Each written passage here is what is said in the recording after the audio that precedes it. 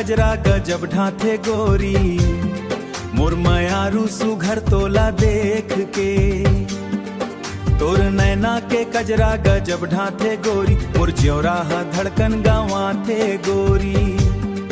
तय हाँ चल थस्त हवेली डोल थे, तोर माया के जादू मोला पागल बना थे। तोर बात सुन के मोर हंसी झर झर थे सजन, तोर माया मा मोर मन हर खो जाथे।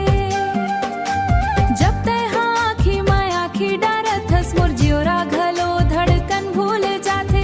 तय मोर संगी तय मोर संगवारी रे, तोर बिना जिंदगी लागे अधूरी रे।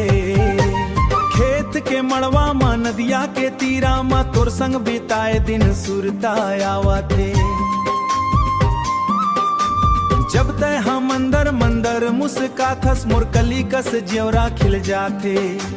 चंदा घलो तोरा गुफी का नजर आथे, तोर रूप के जोत मोला रास्ता देखा थे।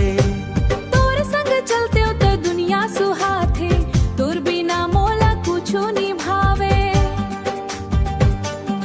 ते जब हाथ पकड़ के संग निभाथस, मोर मन माया के गीत गुनगुनावे।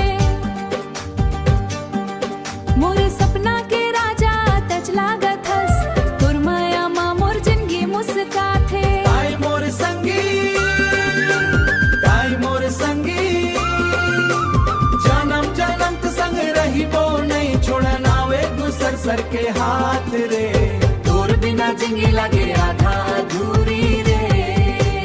हाथ में पहन के हरियर चूड़ी, जब छम छम पैरी बजाथस, लगथे जैसे बादर में बिजली चमकिस। तय मोर सपना मा के जागत हस, तोर नाव लेके मोर बिहन होठे, तोर सुरता मन संझा ढल जाथे।